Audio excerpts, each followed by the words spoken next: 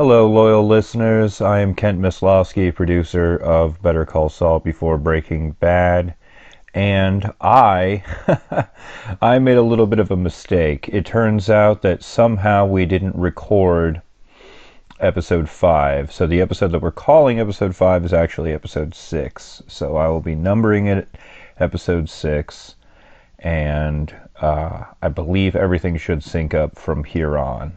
This is the very first time I've done a podcast like this, and there are a lot of moving parts. It's a great learning experience, but I appreciate you being patient with us, and I guarantee the second season and from then on everything should be perfect, and the sound is much better. Thank you so much. Welcome to Better Call Saul Before Breaking Bad, a podcast where I, Kent Meslowski, for reasons of obsessive-compulsive disorder, force my friend Steve Ignat to watch Better Call Saul and then Breaking Bad in chronological order. This is Better Call Saul Before Breaking Bad. So that was season 1, episode 5, entitled Alpine Shepherd Boy. Yeah, that. Steve, what are your thoughts immediately going into the credits? I mean, they made A lot happened in that episode. yeah, a hell of a lot. Which is so we find out that the condition of his brother is not a condition. Well, it is. It's a mental condition. How do we find that out? The doctor plays a trick on him. What trick? Well, called it a demonstration, but Right. you know, turned the hospital bed on, and he didn't notice anything. Although, I was hoping that he would. You were hoping That's me, you know. Yeah. I'm like, come on, don't make it mental. I don't want it to be a mental condition. No, he notices it. Come on. No, like there really is. Yeah, because because you like Chuck. yeah, Chuck's likable. yeah. You don't want him to be flawed that way. Right. But everyone is flawed. So parking lot booth boy Yeah. is looks like he's been up to some shit. He's doing something. Well, something. I mean, he's got a mess of cops. Freaked out a nurse. Got Yeah. cops showing up at his Well, house. I think that nurse was related to him somehow. Okay. Or, I mean, they were familiar. She pulled out of her driveway, saw him, recognized him, stopped for a minute, just they exchanged some looks. So Rolled she's- down the window before she Yeah, left yeah. the driveway. she's familiar with him. So there's that. But then, like, immediately thereafter, he gets home, he's drinking a beer, watching TV, and the cops pull up. But I don't think it was her that called him. Who called him? I don't know. I don't think. Where'd they come I from? think maybe they just found it. Just found him in New Mexico. Yeah. Where are they from? I don't know. Oh, well, they're from back home. Philly. Philadelphia. Yeah. Long way from New Mexico. Because, yeah, you're a long way from home. Mm-hmm. 'Cause, yeah, we both are. Mm-hmm. So, yeah, I don't know. Looks like he was in some shit. I thought maybe he was in some sort of witness protection program. But then, nah, it doesn't make sense. Why would they come looking for him? Mm-hmm. You know?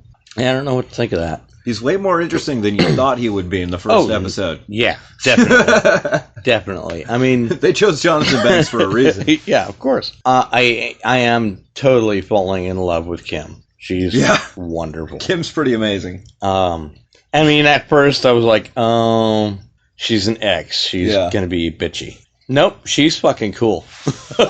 She is the cool girl. There's a reason Jimmy went for her. Yeah. Oh, definitely. But him, I don't know, him taking cues from her, like elder law. Every time he does something, this is how the show pulls you in.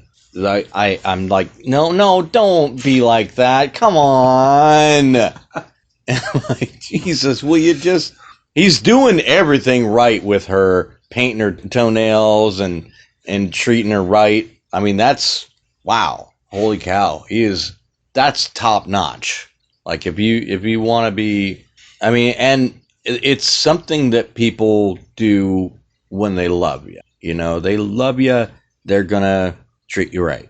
And yeah, I think he loves her. I was right in saying she's a love interest. So Mike's more interesting than we thought.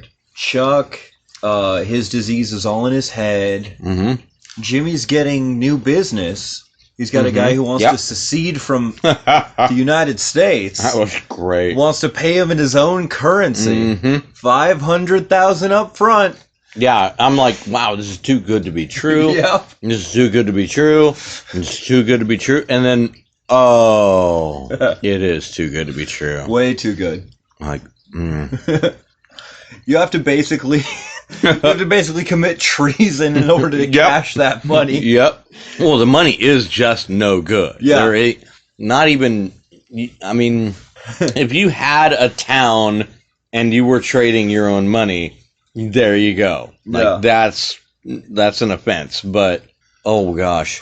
Yeah, it's like, oh, you are insane. Okay. Did you see all the animals in the room? Oh, yeah. No, that and the Humvee outside. It's great because you see the animals at first, and then you start to notice what's made out of animals. And there's like pillows that are made with cheetah print. Mm-hmm. Like he's done some hunting. Yeah, a little bit. Yeah. And now he's set his sights on the United States government, which might be a mistake. I was right. Nacho was not in this one. Nacho is not in this episode. Mm-hmm. Alpine Shepherd Boy. Nacho is off doing whatever Nacho does. We don't know what. But we know that Tuco calls him sometimes. Mm-hmm.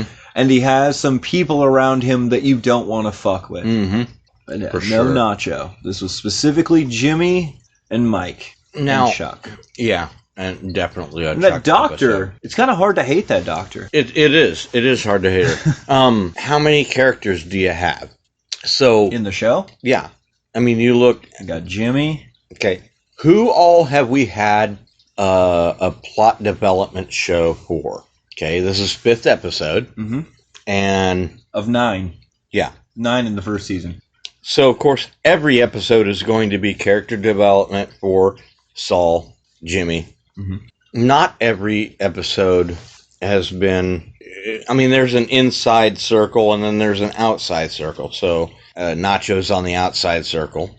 He's one of the effectors, the people that just the elements of change. You have the catalyst. Yeah, exactly. You have the main characters are Jimmy, Kim, and damn it, Chuck. Because I was going to say Charles. Yeah, well, that's accurate, too. Yeah, it is. So, yeah, those are the 3 main characters. You won't have an episode without them. Mm-hmm. I'm certain of that. So we haven't had an episode so far that had none of those characters involved. Right. And safe to say they're main. And Mike. And Mike. Mike has been in every episode. True. So he's 4. But he was in the background for like the first couple. Yes, but he was he's featured. Been, like, pushing forward. Right. Yeah. Right. And now he's in trouble. Mm. And Jimmy and Mike have made friends. Mm-hmm. I mean, however awkward their friendship is. Yeah. It's a friendship. It's there. There's something there. There's some connection. And now there's communication outside of just that toll booth and the car. Sure. So, I mean, because Jimmy at the last second give him his card. Talk to each other in the hallway. Well, but that was under one circumstance. But just, it was a different place for them to interact. Yeah. So instead of, they switched up the dynamic. But like at that facility, that's the only time they ever talk. And now Mike has Jimmy's card. Right. So Mike can call him. So Mike better call Saul now. Better call Saul. Yeah. Better call Jimmy. Better call McGill. Yeah, exactly. So, yeah, it's interesting as hell. I dug it. Yeah. It was a good episode. Anything else that you noticed in this episode? Oh gosh, the frickin' camera angle right here at the latest bit was beautiful because they had that puddle was positioned and they had this reflection coming off the puddle, looking at the toll booth, and then Jimmy drives off and turns the tire right into the puddle. It was just, I don't know, it worked out really well. I saw it coming together. I'm like, oh yes, This is gonna happen. Yes, it did. Tire went right through the perfect. Yeah. Like waiting for it. It was like, oh, that tire doesn't go through that puddle because everybody wants to see. Everybody wants to go through. You want to splash the puddle. I mean, how many times have you bum splashed somebody? It's like not a single shot, not a single frame of a single shot is wasted in this show. No, and It's very well planned. They linger on some things too, and yeah, as much as they cut and as much as they have worm's eye views and bird's eye views, they also will just hang on a medium shot for 30 seconds.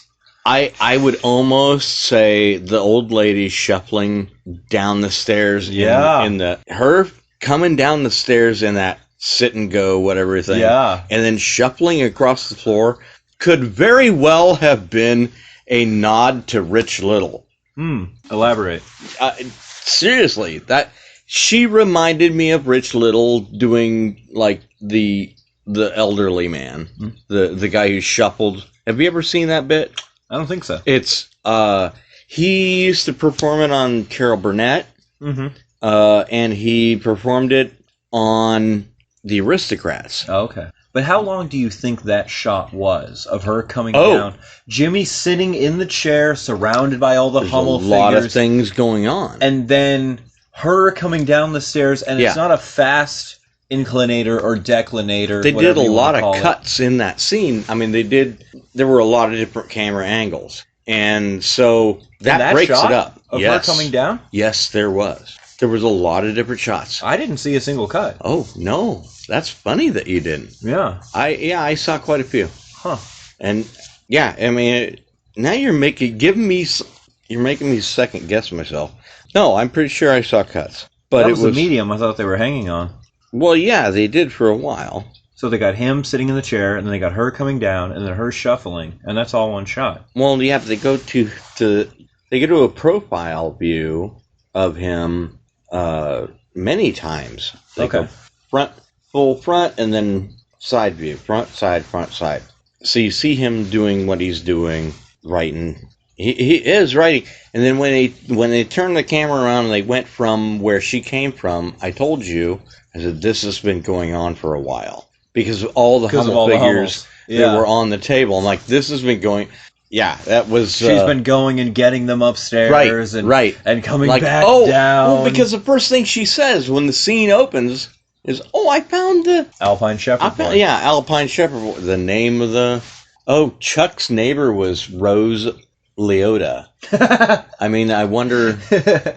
Nah. Give it up for Rose Leota. No, she was. You think she's Ray Liotta's? I don't know. Aunt? It is an R and an L, so an R Leota. Do you think it's Ray Liotta in drag? No.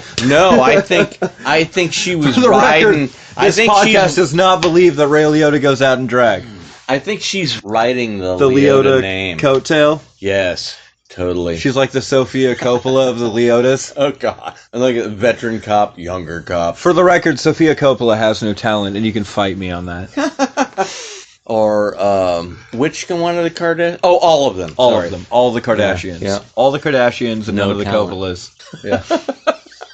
All the Kardashians and none of the Coppolas was my favorite punk band. Oh, yeah. Of the late 90s. I saw them, they opened for Fugazi back in, 1991. Oh, yeah. No, that would have been one of their first shows for sure. Yeah. Yeah. All the Kardashians under the Coppolas. What do you think is going to happen in the next episode? Shoot. It's another clean slate. I don't see anything happening except for this Mike thing's got to be cleared up. Something has to happen. Yeah. It's starting to run together now, though. Yeah. I mean, it is one story. Mm-hmm. That they cleared everything up, and it's one story going into the next episode. So the next episode is entitled 5-0. Yeah, cops on cops. So you have Philly cops, possibly Philly detectives from the fact that they weren't all in uniform. Right. Talking to Mike, who is also a Philly cop. Yeah. What do you think they're talking about? So maybe he. I don't know. Why is he? Was he there? Was he in? Yeah. New Mexico? Why is he just sitting there playing around in a? I mean, because if he had embezzled shit tons of money or anything like that, he'd be camping. Exactly, or boating. Yeah. But he's too far from home. So yeah, he already. I mean, that's already enough. It's over explanation. 1,000 miles away. Yeah. Oh yeah. What brings you that far? I think that girl in The nurse. yeah, I'm pretty sure the nurse that pulled out of her driveway and just saw him stopped but didn't say anything, and that's yeah, you're familiar, but that's like you're estranged. There we go. Okay. That was an estranged look. She was super estranged. Yeah, she was estranged. Yeah. And great song by the Slackers, by the way. There you go. Great music in this show. Yeah. Well used music. Yeah, very good and quite a variety of music. Nothing poppy. I mean, nothing pops out. Right. You know? And I dig that. But all very fitting. Well situated music. Well used. Yeah, all right. I'm digging it. Any other thoughts? Well, I think this one's going to be a short podcast, unless we can... We're almost at 20 minutes. Oh, 20. Only 20? Yeah. Oh my god. I know, we're like 28 for the last one. I don't know, maybe we can... we'll just run long and throw some anecdotes in. Maybe you can get in one of those things and like slide down the stairs super slow. And like we can extend this podcast a little bit. The step rider. I found the Alpine Shepherd boy. Oh god, that was like, and my ears perked up. Hey, it'd be $140. Yeah, or $70 and $40 and $70. That's fine. And she didn't say it as if she had a problem with it. No, she said it, but she did say it abruptly. She's and like, okay, I just want to make sure I have the correct number in mind. That seemingly. Yeah. So, I mean, like at first, like her abrupt speech sounded like she was weirding out, and he acted like he didn't know what the hell was going on. Like, oh shit. Did you think she was going to find $140 after all the things she went through in her purse? Didn't think she was going to find all the entire amount. Wrappers and things she took out of that purse. Do you have $140 in your pocket? No, which is why you should donate to our Patreon, which can be found at... So, any other thoughts? Yeah. No, it was well put together. I enjoyed it. I'm ready for the next one. Not now, but this is quite entertaining and comical. There are a lot of little they come out and you don't expect it to be funny. Laugh out loud moment. Boom. Yeah. Like it's funny. Yeah. Great. This was needed. Yeah. It needed to be funny right there. And so, I mean, and they're not trying too hard, which is great. It's the writers. The writers are doing a lot of the work. Yeah. I don't know. I mean, how much of it could be improvised? I bet none of it. Improvised. By the time it's being shot, I doubt that any of it's improvised, honestly. I think that all happens in the writer's room. I could be entirely wrong, and I can look into that. I don't know. But I believe that it only looks improvised, which shows how good the actors have to be. Here's the thing. I mean, and I'm no actor. Don't even... But I'm saying, oh shit, I'm sorry. What I'm saying is that if you know your part, if you know the gist of your part, you can get everything out there. You can get the entire idea across. You can get the expressions across in timing if you just are you. If you're just... Because I could never character act. I couldn't do it. I wouldn't do it.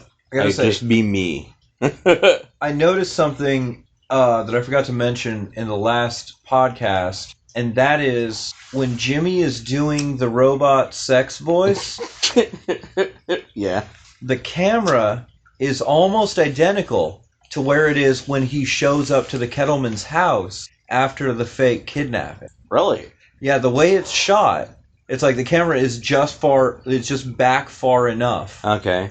That it's like parallel to the way it was when he made the phone call that caused that. Okay.